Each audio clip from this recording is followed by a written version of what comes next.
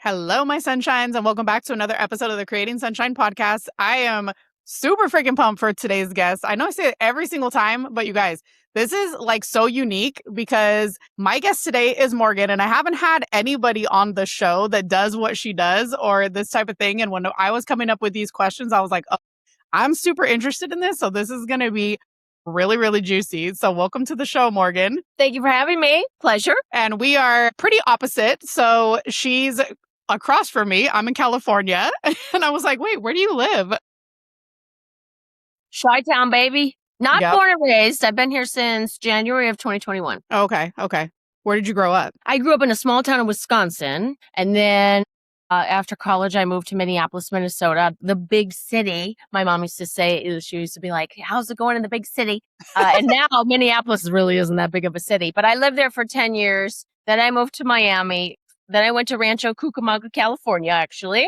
I was there for a little over a year, moved back to Miami, Kentucky, and now here. So wow. Oh, so you're just all over the place. I love it. Okay, so we're going to dive in because I'm going to tell you guys, I'll let you give a little bit of background on what you do. Normally we just jump into the conversation, but I feel like, I guess your work is unique to me. Obviously, I know there's a lot of people out there because I was telling you before we hit record, like my Facebook feed looks crazy right now because I decided to watch one woman that was talking about this and now it's all over the place. So give a little bit of background of like what you do, but I also want to know how the heck did you get started doing this? All over the place. I love this story because in the midst of it, I didn't love it. I wanted a crystal ball and I wanted someone to tell me what I was supposed to do with my life. And when I would hear people say, trust the process, I'd think, fuck you. Like, I just want to know what I'm supposed to do. I don't want to trust the process. Now, I wish I had a t-shirt that said trust the process because it's true. I can make you one. Great. I love a crop top or a tank top. So anyway, I grew up in small town Wisconsin prior to the internet. So I didn't know what I wanted to be when I grew up. And people would say, Morgan, you're really good with people. You should probably be like a counselor or a teacher. And I was like, okay. And so I went away to school in Minnesota from Wisconsin, and I got my degree in psychology. Anyone that has a psych degree as a 4-year degree knows you can't do shit with it. You have to go on and get a graduate degree. And so I thought, well, what am I going to do? So I got into the law school, believe it or not. I thought, I'll be a social worker with more power. Law school was not for me. Then I got into the School of Social Work. And then I went to orientation. I was like, I don't think I want to do this for the rest of my life. And so I left orientation, was like, well, okay, let's try something else. Got into a PsyD program and realized it was way too stuffy for me. I wasn't like a sciencey, academic, if you will. And so I was just literally leaving the school, and the recruitment officer basically came running after me. And he's like, Morgan, what about a master's degree in marriage and family therapy? And I said, well, tell me more. Can I still own my own business with that degree? He's like, of course you can. Because in my mind, I always wanted to be a business owner. So anyway, I got my master's in marriage and family therapy. I was a therapist for a year, and I thought, I don't like this. I've been to therapy probably 4 times. I've been a therapist. It's, for me, it felt disconnected. It was like I had to sit on my couch, take my notes, ask questions, but not truly engage. And it was like, boy, I don't like this. I'm barely getting paid to sit here and kind of eat everybody else's anxiety and their problems, but I don't really get to have a true conversation or a relationship with these people. And so I left and I went back to stripping because I was a stripper all through graduate school because I wanted, one, I was curious. I just thought, I lived my life like, if you don't try, you won't know. So for me, I never wanted to look back at any part of my life and go, I wonder what that would have been like. And so when I was introduced to the world of entertainment, I was like, I think I want to do that. And I was good at it. I enjoyed it. I did it for 13 years. So I put myself through graduate school. I stopped dancing for a short time. Like I said, I was like, okay, I'm going to be a therapist. But then I wasn't making money. And I thought, boy, I made a lot more money dancing and I can live anywhere. So I quit my job as a therapist. I packed up my car and I moved to Miami. And so I danced down there and tried to figure out what I was going to be when I grew up. I bought my domain name, morganbarkus.com, because I was like, I'm still going to be a business owner. I want to coach women. And even then I knew I wanted to coach them on confidence, but I still didn't know what, body confidence, because I had survived an eating disorder. I was like, So I didn't know what. And so that kind of just hung there for a while. I did B school with Marie Forleo. Didn't finish it though. Still didn't know who my ideal client was. Man. And then I got into the fitness industry and worked for a major fitness franchise for a while, which took me to California and then back to Florida and then up to Kentucky. And then, believe it or not, while in Kentucky, I ended up meeting someone that got me into medical device sales. So I'm still in medical device sales full time in my day job. And then I started my coaching business officially November of 2024, because what I did was I got a proper business coach, a proper lawyer to set up an LLC. And I said, I'm doing this. I don't know how I'm going to do this. And so now I finally have clients, and it's been awesome. And it's still around the confidence. And what's interesting is, after having some clients and also having an awesome business coach, Jillian Murphy, what I've realized is it's not a specific result that I'm promising you. I'm promising that you get to choose what it is that you wish you had more confidence to do or stop doing. And I help you with the confidence part. So I have a client who, she's like, Morgan, it's been decades. I have a horrible relationship with my body. I've tried therapy. I've done the GLP-1s. Can you help me? And I'm like, fuck yeah, I can. And within a month, we're starting to get traction. I had another client who was like, Morgan, I'm in a situationship. I've been in that fucking thing for 3.5 years. I can't get out. I'm like a drug addict. I've gone to therapy. I've had a dating coach. Can you help me? In 2 weeks, I had her out of that relationship. So it was just, I'm able to somehow ignite something in women to get them to go do the thing that they haven't been able to do, if that makes sense. Yeah, I love that. And I feel that from you, because we were already chatting. I told Morgan, I said, I should hit record right when we got on the screen, because we were already chatting for like 15, 20 minutes before I even hit record.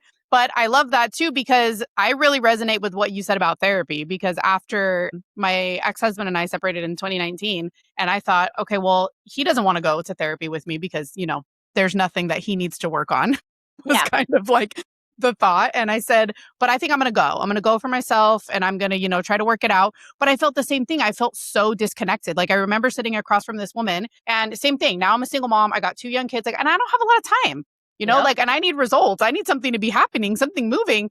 And I remember it was after our second session, and she was like, so how are you feeling? And I'm like, well, I need you to tell me what to do, And she's like, well, that's not really how this works. Yep. And I'm like, what do you mean that's not how this works? Like, what the hell am I here for then? Like, to just sit here and talk to you? She goes, yeah. And we're just going to talk about how you're feeling. I'm like, I already know how I'm feeling. I need you to tell me what to do to take some action to move forward with my life. Yep. So, even fast forwarding, and I have always said this, because I hired my first business coach in 2023, and I go, in retrospect, I probably needed somebody more like me, more like you, that was actually more of like a mindset coach, a life coach, a confidence coach, whatever title it is that you want to give. But I definitely wasn't ready for the business coach part, which is why I think things took me a lot longer than they should have, because I still had a whole bunch of shit that I had to work on for my own confidence to actually be like, oh, yeah, I'm going to post this video. Yeah, I'm going to talk about this offer. I'm going to host this event,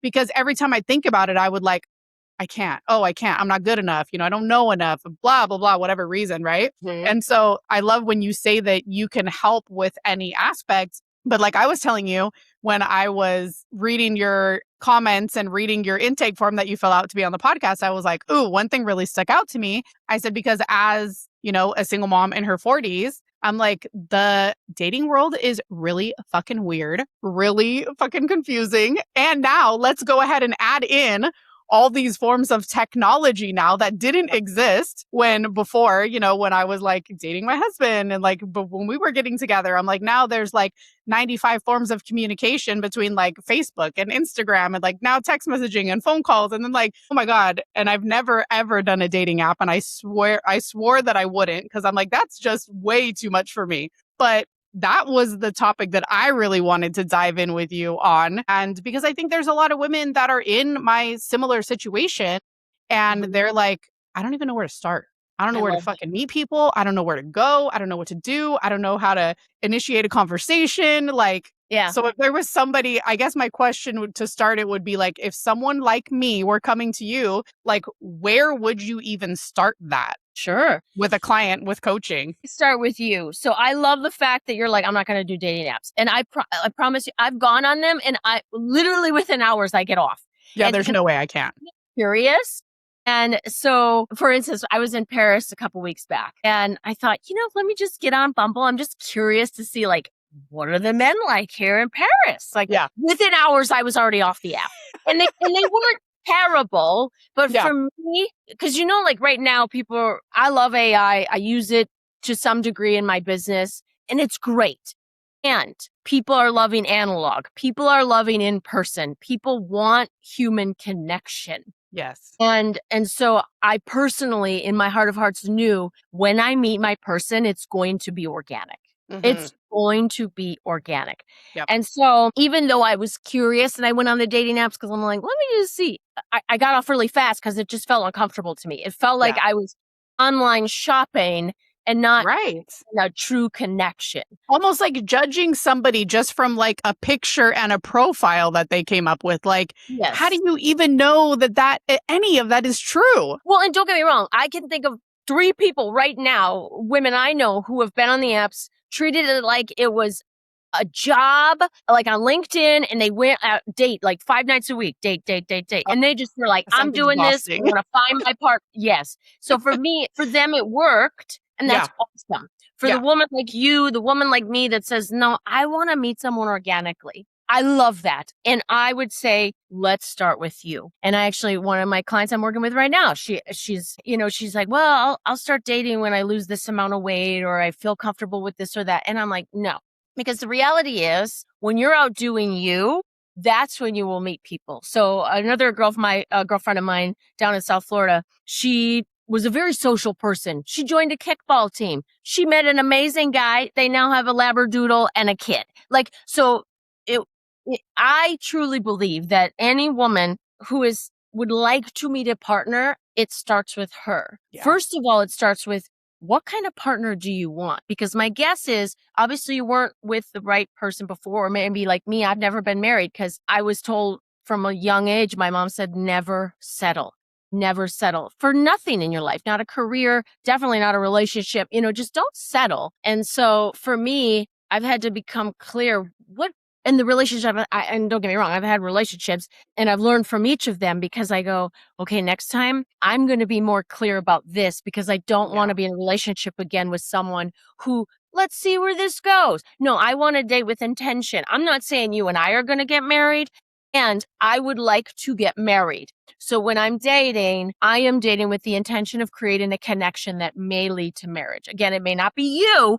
And I need you to know that that's my expectation. I expect an exclusive, committed relationship. Is that something you're also looking for? But I didn't set those expectations early on. So I would just date anybody I had chemistry with, see where it goes. Boy, that didn't work out, right? So I would really, for me, with my clients, it's what do you want? How do you want to feel when you're with this person? When you walk into a room, does he smile? Does he light up? Does he greet you? Like, what does it feel like to be with this person? And what are you two doing together? I have one client, she's like, I want to go to the farmer's market together. I want a guy that will do a TikTok video with me.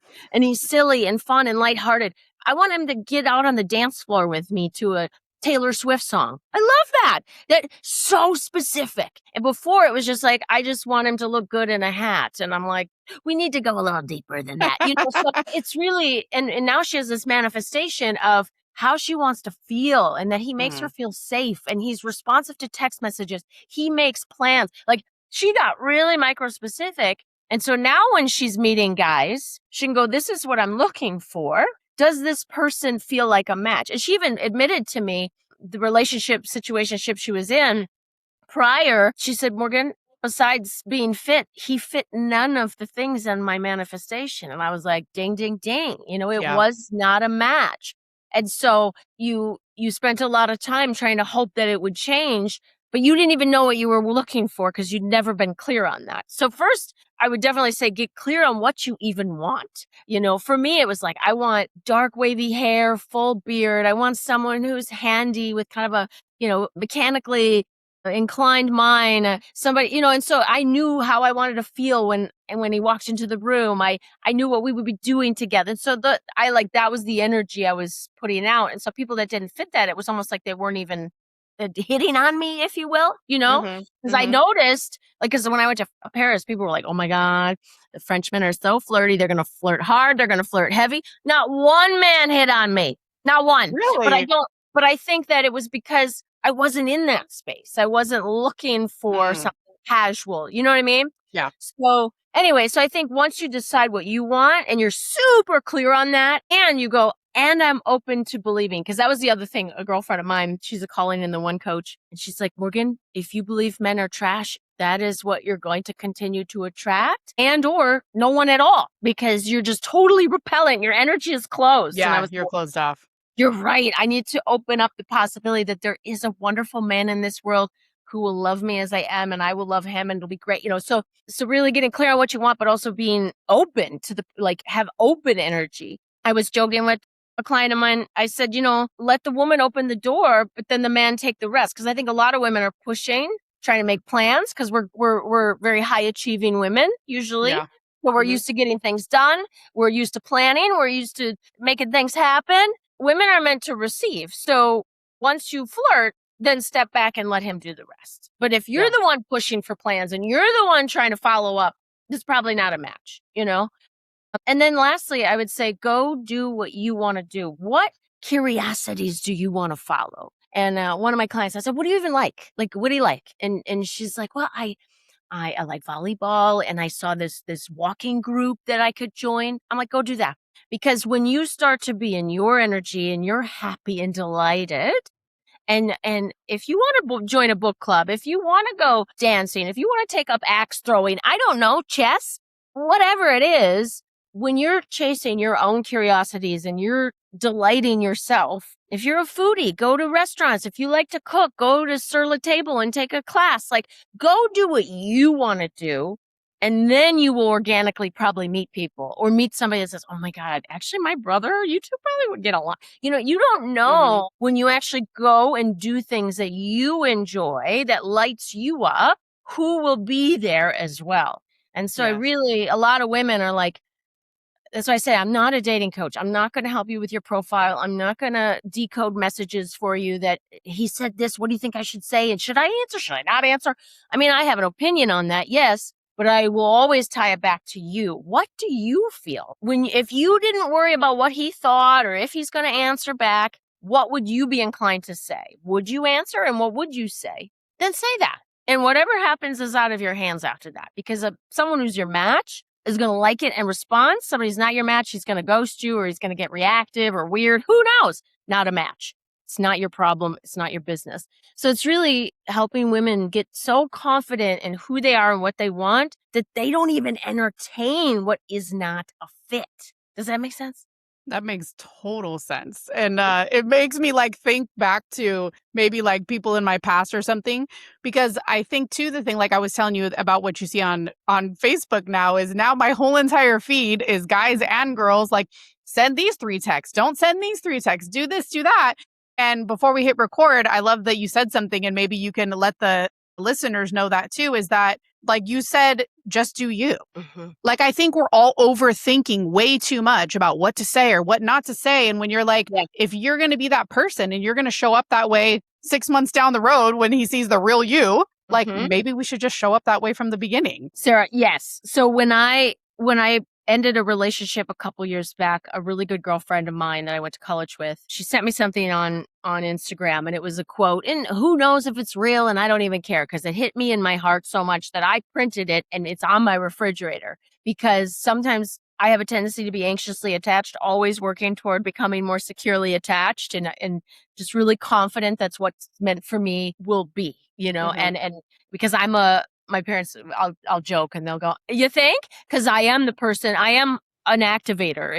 If you're familiar with the Gallup or the Strengths Finder or whatever, one of my top 5 strengths is activator. I get shit done. And so as soon as I like someone, then it's I'm ready to start planning and making it happen and pushing and manipulating or convincing. And I had to really learn, no, what's meant for you is going to be there.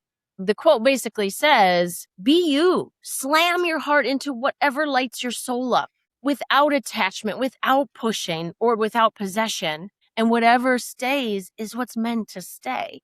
And I had to remind myself that, because I get anxious and I worry, well, did I say too much? Should I have said that?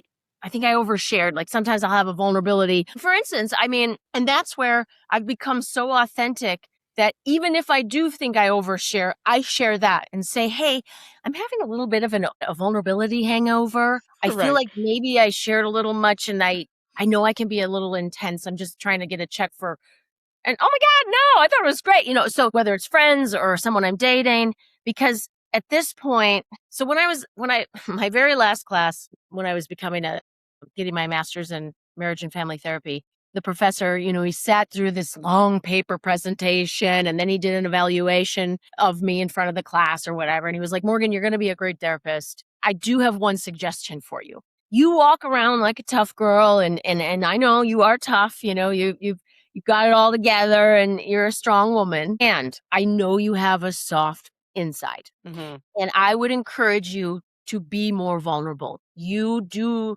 not always let people show your soft side, your vulnerabilities. And if you want people to be vulnerable with you, be vulnerable with them. And I was like, whoa, because I was like, always fine. Don't let people see you cry, tough girl. And after that, if someone said, how you doing? And I was not having a great day, I'd say, I'm having a really hard time today. And they'd be like, oh my God, I'm so sorry. And it's like, it's fine. You don't have to fix it, or I'm being authentic. I'm having a tough day today. So now in relationships, dating, I am that person now too. If I read a text and I'm not sure what it means, I'll say, hey, can you tell me more about this? When I read it, I felt this, and I'm not sure. I want to hear more, or what you're thinking, or, and so instead of calling my best girlfriend and being like, what do you think? Just ask, Talking to like 5 different people trying to decode the text rather than just asking the person. Yes. And also, yeah, if he texted you and you didn't hear, or like your last, because a lot of times there's the scorekeeping almost like, well, I texted him and he texted me back. Should I text this morning, or should I wait for him to text me? Or it's like, you do you. If you weren't worried about the outcome, or whether or not he was going to ghost you, or think you were expecting too much too soon, or whatever, be authentic to you, because if he likes it, he's going to be into it. If he doesn't like it, it's not a match. It's not about you. It's just not a match. And so to not be attached to, do you want to be with someone that's not a match? I don't. So I've just had to remind myself, if I want to say the thing, I want to ask the thing, I want to initiate, I'm going to be me, because eventually you're going to meet the real me. So I may as well be the real me out the gate, and you're either into it or you're not. Yeah. So when you said for the woman who, you want to say what your expectations are, and you want it, like, you're like, okay, I'm someone that's looking to get into a relationship, to get married. Like,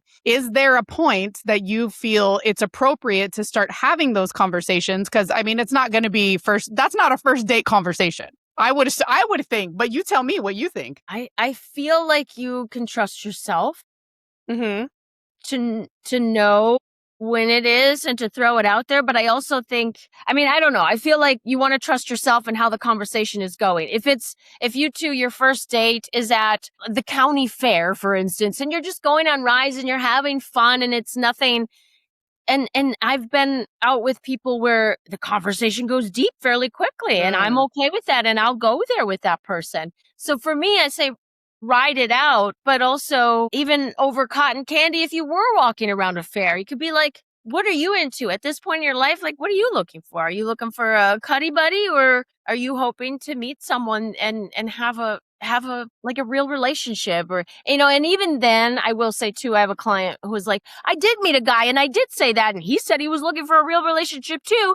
And then he just the relationship fizzled out, and then he just never made plans anymore. And I said, and then there's your answer. So yes, he was looking for his partner, but for whatever reason, you two weren't a match, and it has nothing to do with you. It's just, if it started to fizzle out and he's looking for a life partner, you're probably not his life partner. Not to make you feel bad about that. It just is. And do you want to chase after or hold on to somebody who doesn't choose you? I don't. So that, I don't know, a first date, a second date, it's kind of like the sex thing. Like, do you have sex on the first date or not? I don't have any rules around that, because you can trust yourself. And I truly believe, I remember a friend of mine, we were servers at the same restaurant. I was like 24 years old, and she was a twin, gorgeous girl.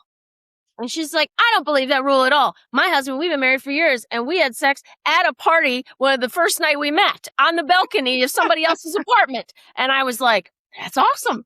So I truly believe that two people that are meant to be together will be together, not Right. because you put out on the first date or you waited 3 months. Like I don't think, and people can argue with me all day long. Cool. My parents got married at 19 years old. They had sex like wild animals, and they've been married 52 years, and they still love each other, and they're flirty and having sex and in a super healthy relationship. So I don't think there's a set rule around it. Mm-hmm. I do think fairly early on, though, that if you start talking about relationships, bring it up. Like, to me, it's not, hey, I'm looking for a husband and it might be you. It's more like, No what are your, pressure. yeah, what are your intentions? Like, my intentions, I'm a single mom and I would love to get married again. I'm not in a rush. And at the same time, it would be really nice to have a partner and experience that partnership again and that love and have somebody that's, I love waking up in the morning and having coffee together. I miss that. So, and it's just a casual conversation about what you want. Cause again, it's focused on you. You're not Yeah. putting pressure on that person because it's not saying, I want to marry you and I want to wake up in the morning and have coffee with you. This is what I'm hoping for and I'm looking forward to and I'm excited about. And that person can be like, yikes. Nah, I was just hoping to get laid. You know what I mean? Right. Or they can be like, that's awesome. Yeah, I'm liking that too. And or here's where I'm at, or here's what I'm looking for. And then the real indicator is at the end of the date, are we making plans to see each other again? Because I remember Dan Savage years ago, he did an interview with Dax Shepard and Monica Padman it was a live show for the Armchair Expert podcast. Mm-hmm. And I loved what he said about relationships. It's really one of the things he said was it really is a partnership where you just choose each other every day. And it doesn't matter if you're dating or you're married, like you realistically could leave at any point you want. And so it's almost like you wake up in the morning, you look at each other and you're like, you want to do this again today? Yeah, let's do this again today because you choose each other every single day. And so even in dating, you can put out what you want and say, this is what I'm really excited about. This is what I'm looking forward to. And that person, like I said, in their mind can go, okay, probably that's not where I'm at or, whatever it Yeah. is. And then very quickly and you don't waste time. So then when you go to make the next date, he's like, hey, it was great meeting you. And then it falls flat and that's not your person, but somebody that is on the same page as you is going to go, that was an awesome time. So let's do this again. How does next week look, or whatever. So I just feel like it doesn't take as much analyzing as we think it does. It's more when there's a connection, but then also mutual interest and mutual alignment of goals. Cause that's where, like I said, I had crazy chemistry with one of my exes. And 3 years later, I finally said, we are not aligned at all on how we see a relationship playing out. And he's like, you're right. I don't want the same things you want. And I said, then let's call it. And we called it and we never spoke again. I mean, we had crazy chemistry and it's crazy to think that it's like, where does the love go? I still love him. If I saw him, I'd probably cry because there's still a lot of emotion there. And at the same time, it wasn't a match, not for a lifetime, so I'm not mad. I didn't take it personal. There's nothing wrong with me. It was just, I didn't want what he wanted and he didn't want what I wanted. So, Yeah. Well, yeah. and I love how you said it's like for the women to actually know what they want, and to actually say what they Yes. want. Because I think what ends up happening, especially as you get older, and we were talking about this a little bit before we hit record, is you start settling for all of these breadcrumbs, right? And I was watching this woman on Facebook and talking about the dopamine hits that are just enough. Somebody Well, texting you good morning. And every yeah. time she mentioned stuff like that, she'd be like, that is low effort bullshit. Do you know how easy it is to do I that? think She's I like, know who you're how talking. about somebody? Yeah. Oh, she's great. I'm gonna share her with you. Yeah. And talking about somebody that actually picks up the phone and wants to have a conversation. Like you call me and I see your name. I'm like, oh my God, you're making an effort because you're taking time out of your day to call me. Don't take 3 seconds to text me good morning every single fucking morning. Like, don't do that. I don't even care. Like, I don't have to talk to you for a whole day because I'm busy. You're busy. Cool. We have our lives, But I think the biggest thing you said is for women to actually know what they want, and to not, Yep. I feel like we spend so much time trying to figure out what the other person wants. Like, who gives a fuck? What do you want? And that's the biggest thing that I've realized. And like I told you, is like, I do things now because I want to do them and I'm really not attached to the outcome because like you said, if it's not a match, it's not a match. I'm done wasting my time. Yep. I love that. Actually, recently I ended communication with someone because it was never progressing. And I would say, hey, I'm going to need more video calls because it was a distance thing. And yeah, but didn't happen. And then it just got to the point where I said, this is no longer interesting to me. And it's just not. Getting a message every day that says thinking about you is nice. And it's really minimal effort. And I'm really not interested in continuing this conversation anymore. And I wish you the best. And then I blocked him. So it was because it was just like, he's not a bad person. I'm not a bad person. We are not in the same place. We don't need or want the same things.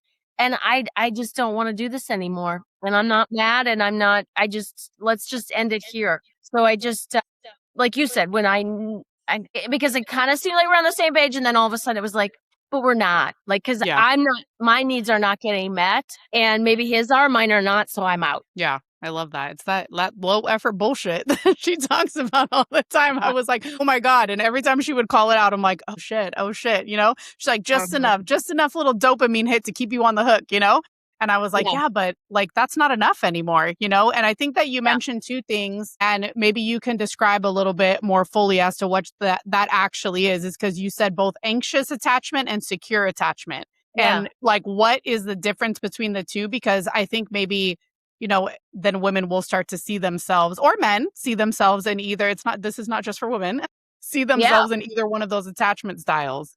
Sure.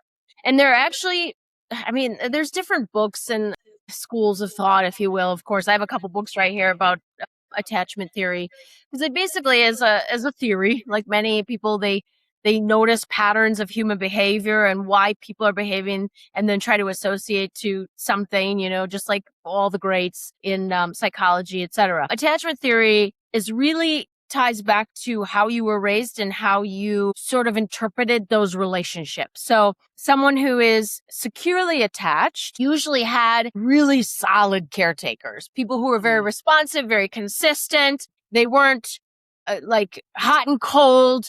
They were just very available, very even, and reliable. And then someone who is more anxiously attached, usually something happened along the way that they realized that they kind of had to manage other people's emotions, or they might be given the cold shoulder or neglected or left alone, or they maybe had inconsistent, unreliable caretakers, whether it's mom and dad or whoever, grandma, whatever, that just you couldn't always count on them. So you had to be careful, or you felt they might disappear. They might abandon you. You didn't know when they were going to be there, when they weren't going to be there. And so you grew up being anxiously attached, in that you loved them, you wanted them around, but you didn't even know always if they were going to be there for you. And it made you feel really anxious. And then there's reactively attached. And reactively attached people are usually, unfortunately, attracted to anxiously attached, because it's kind of like a parasitic relationship. But reactively attached people also had unreliable and inconsistent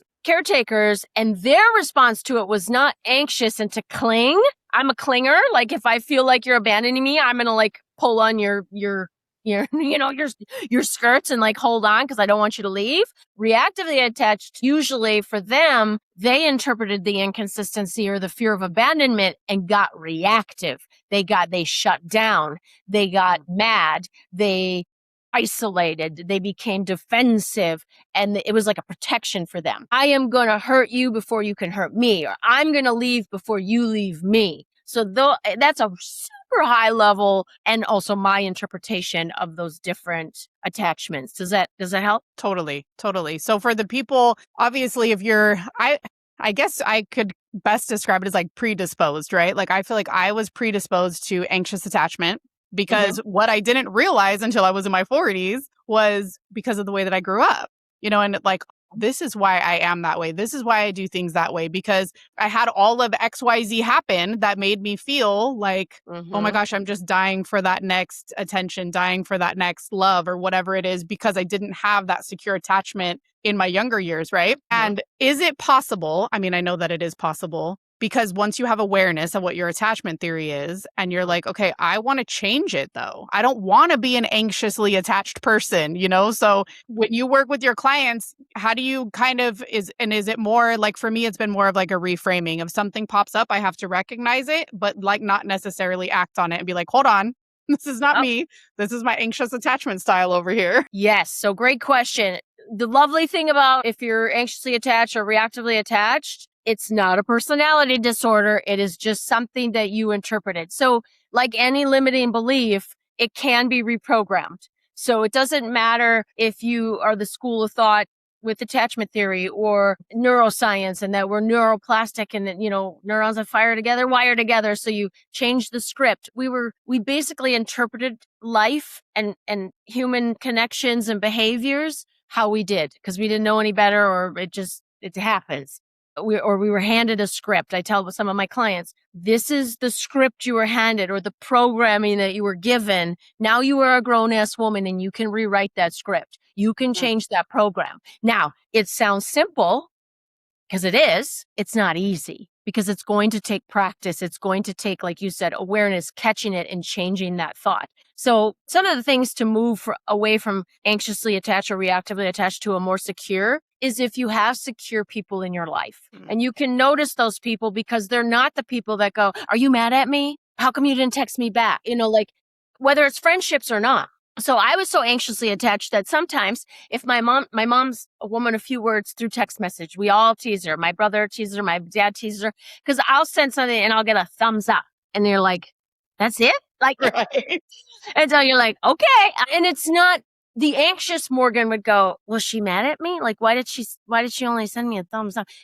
And now I'm like, that's my mom. She loves me always. And her thumbs up doesn't mean that she's mad at me or she doesn't love me anymore. Because to me, I know she loves me and she would do anything for me. So I could use that relationship and go, just because that's how she text messages back doesn't have anything to do. But again, that anxious attachment, I would catch myself. So as you're with your family, your friends, and also hopefully when you even date someone, you start to notice someone who is securely attached. They're not questioning you. They're not asking you where you are. They're not, how come you didn't text me back? Or, you can tell that they're very comfortable in themselves. Mm-hmm. And so usually if you end up with someone who is more securely attached, you will start to become more securely attached. So as you're starting to meet people and start to date and put yourself out there and spend time with people, notice things about them. If they're super reactive, they get super defensive every time you ask them a question or yikes, run. Because if that person isn't actively in therapy or working with someone, it's going to be a really hard relationship. Because every time you share something like, hey, I'm feeling this,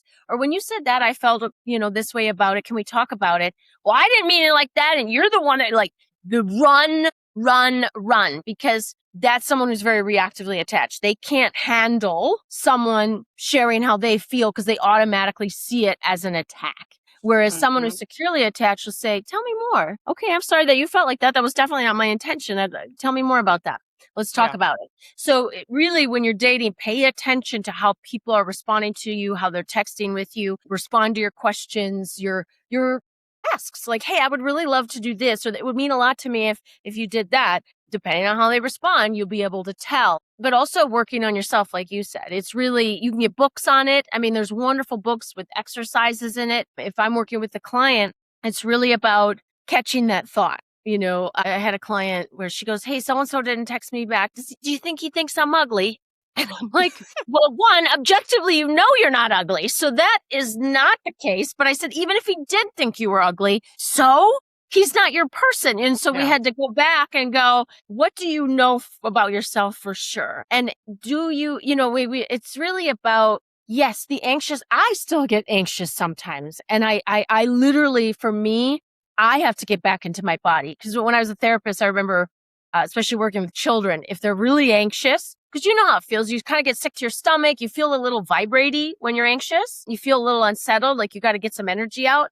So a lot of times, or you're like really in your head, you would have people literally put their fingers together and rub the fingertips together and think about how that feels. What is the texture, temperature? Like get back into your body because right now you're in your head and you're spiraling. It's the anxiety. So physically getting back into your body. For me, it is physically going into the mirror and doing my Wonder Woman pose and saying positive affirmations. So I have to physically feel powerful. And even if it makes me cry, I need to get back into my body that way, or I go for a walk. I'll put on some classical music and I'll go for a walk because I need to get back into my body and regulate and get the jittery, anxious attachment out.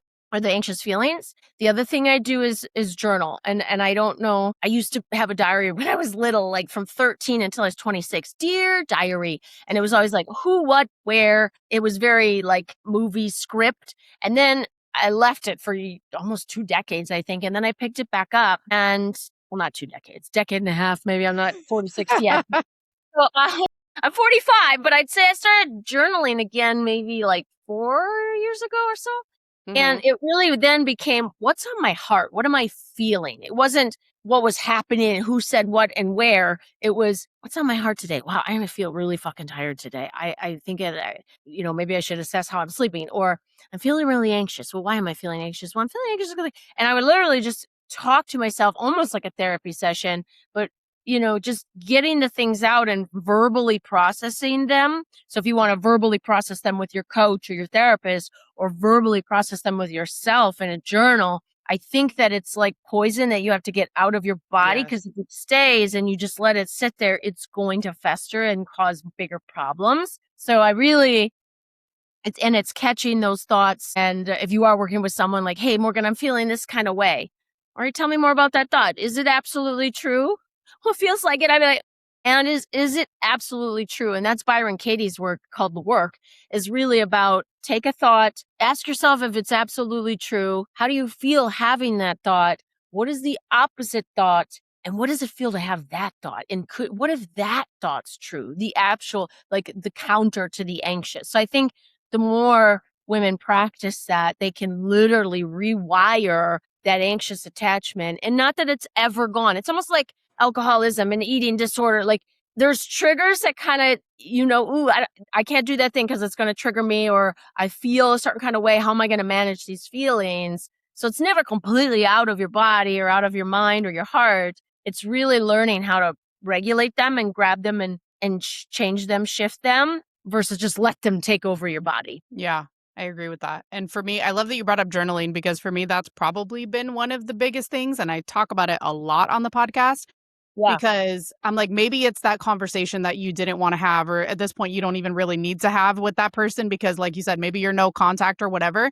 But for me, Mhm. journaling has been such a release Good. of emotions, of conversation. Like sometimes I write it down and I burn it. And that's even like more cathartic to me, because it's actually like letting go of it. Because regardless of what the other person on the other end is going to say about that, like it doesn't matter. It's just me needing to get it out. And I love, love, love journaling so much. It's made such a difference in my life. And I probably didn't really start it until you. Like when you said 4 years ago, I thought back, I'm like, yeah, I think mine was Oh, about four yeah. years ago too. And at Yeah. first it was the same. It was like talking about my past and talking about all these things that had happened. And then all of a sudden it was like present. And then sometimes it was future. And then it was feelings. And I'm like, okay, this is really like doing something for me now. I love it. I love it. One of my clients, she's like, can you do journal prompts? Because I have a bunch of cute journals that are completely empty. And then she shared with me, she's starting to finally get into a flow. And she's like, I wrote 7 pages. And actually, it feels really good. I said, I told you. It's Yeah. just once you start doing it and you're just truly authentic with yourself. And like you said, if you're worried that somebody's going to read it or find it, burn it. Like, I mean, unless you're going to write a memoir like Matthew McConaughey, you really don't need to keep those things. Right.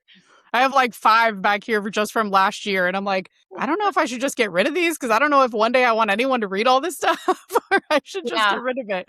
that's But funny. also it made me think because when you're talking about the attachment styles, you're talking about setting your expectations and everything. I think a lot of us also get into the loop of, so say you're sitting across from somebody and you're like, hey, I'm looking for a relationship. I'm not looking for casual anymore. And they're like, hey, me too. And Mhm. you're like, okay, this kind of feels like a match. But then also, I think we tend to get stuck where we're actually not dating what's in front of us, but rather dating the potential of what it could be. Mhm. So if somebody's telling you, like, okay, yes, that's what I'm looking for, and I think at least my natural tendency is to start to dream about what could be. Yep. Me too. Yeah. Right. So it's like, how do you still stay rooted in what's actually happening? But then also, like, I just always love to feel hopeful about the future, And when I was talking to a friend the other day, we were Yeah. saying, like, everybody overthinks the negative. What if I do this and he does this? What if I do this and he does this? And we're like, what if we just overthought the positive? and I just love thought, that. how good can it freaking get? Like, what is Yeah. the best thing that could happen right now? And I was like, you know what? I freaking love that. And that's what I'm choosing to think. And that's what I'm choosing to do. But how do you find that balance between what's actually in front of you, but then, and not like dating the potential, as they say? Sure. I like this question. It's got me thinking. I think it's a yes and. So I'm the same way. I meet someone and I think, we really seem to be aligned on XYZ and this could be something. So I'm not even going to entertain the if it doesn't work out. I'm going Right. to assume like it might. I don't know that yet and it might and still stay present. So I say that because I have dated people and oh, this is great and it seems like we're aligned and I ignored things that I knew in my heart of hearts weren't aligned. Yes. So I really, and I know that's hard because like anyone else, I get excited and I want to hope for the best and I want to think, oh, I don't want to continue to keep dating. Maybe this is actually finally somebody that I could have a real relationship with. And I ignored things that I'm like, but I don't this part, but I mean, but maybe just this, or I hear that one of my clients, she's like, well, I don't love that he didn't do this and he didn't text back about that, but he's really busy. And then his daughter's got something or she's sick and I'm like, you are plowing over what you don't like. Note what you don't like. And if it gets to the point, because I really think that making excuses or ignoring, I don't want to say red flags because it's not even that. I feel like in our heart of hearts, if you get truly clear on what you want and the kind of partner you want, down to, he always texts me if he's busy at work, he'll send me this particular emoji to let me know he saw my text and he'll get to me when he can. Whatever you establish in your relationship that you really, really want. And then you notice it and you meet somebody and he's doing all those things, or you meet somebody and you're like, yes, we both want this, or we would love to have a blended family. We're fine that we both have children. We both would love to get married again. And you start to notice things that in your heart of hearts that you're like, I don't like that part of that. Doesn't feel good to me, but he's busy or and you're starting to make excuses about it. That's how you stay present and you don't get too much into the clouds. And I've done it. Absolutely. And thank God, like years ago, I had this dude, he was in touch with me for over a year on LinkedIn. And at the time I was in a relationship, so I didn't really pay attention. And then once in a while, he'd check in and be like, hey, I saw it was your birthday. I hope you had a great birthday. And I was like, okay, this guy seems cute. Let me check it out. We started texting, but there were little things that even though he was cute and there were certain things that I was like, this is awesome. He seems genuinely interested and blah, blah, blah, blah. There were still things that I ignored. And then like a couple months in, I realized he was a romance scammer. And thank God if anyone talks to me about money or anything else, I'm like, I don't talk about money. Unless we're married, I don't do money. And so as soon as he brought up money, I was like, and I'm out. But what sucks is that I should have been out a lot sooner because I ignored, even though he was good looking, extremely responsive. Like there were all these good things, said the nicest things you could think of, love bombing the hell out of me. And I fell for all of it. But then all of a sudden I was like, nope, too many things have lined up that haven't felt good. I'm out. And block and reported him to Homeland Security. But anyway, so I think that that's the thing where of course, the natural instinct is to hope for the best. Do not ignore the things that in your heart of hearts, you're like, this isn't sitting right with me. Don't make excuses. Trust yourself because women's intuition is top tier. Yes. You have my oldest daughter in the background going, yes, yes. She's 12. My kids are going to be the most securely attached kids. And like, if they get to listen to the podcast, they get to hear all this. I'm like, no, girls, we're not repeating the same things over again. We're not doing these patterns. And I think that's really my biggest hope through all of this, through interviewing people like you, through learning all the things that I'm learning, is to teach them, a lot of things that I wasn't taught, wasn't talked about, and really acknowledging that. And like, so how can I be the best for them so that they don't have to learn things in their 40s, right? Like, let them learn it. And of course, things are going to happen, mistakes are going to happen, whatever. But to give them the best, like, solid foundation that I can give them at the end of the day is like, that's my ultimate goal. Yes. I love that.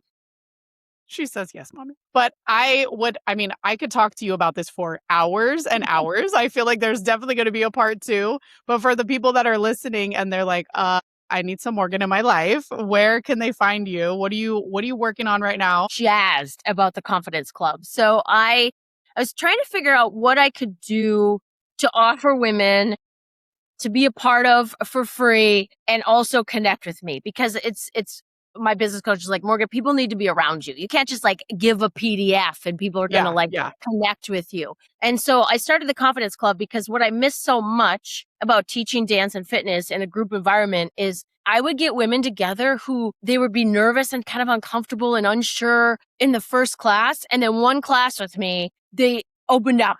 They realized all the other women were also celebrating themselves, each other, supporting each other. And so I thought, how do I create that environment no longer in the dance and fitness space, in an online community? So the Confidence Club, I launched it last week. I had 3 women show up. I know it's just going to grow. It's a come when you can every Wednesday at 11 a.m. Central Standard Time. So I can share that link with you. And then find me on Instagram. It's so easy to find me. You just Google Morgan Barkus. You'll find my website, my Instagram. I'm very grateful that my name is unique enough that if you Google me, I'm pretty much the only thing you'll find on the internet. Even pictures. You know when you Google yourself and you see some images and you're like, why is that image there? Like college 25 years ago. But anyway, so yeah, I would say I'll share the Confidence Club link with you, and then Google Morgan Barkus and you can find me. I love that. I'll put everything in the show notes so that people can connect with you guys. Obviously, Morgan and I would love it once you guys hear this episode. If you guys see this episode, if you would share it, if you would tag us so that we could thank you, because that's really the way that you get the message out. Or maybe you're like, oh my gosh, my sister needs to hear this. My friend needs to hear this. Like, this is for sure going to resonate with her. So please, please, please share the episode. We would absolutely love and appreciate that. And thank you so much for coming on. This has been such a good conversation. It has been easy, breezy, and fun. Thank you. Of course. And until next time, I hope you guys go create some sunshine in your lives.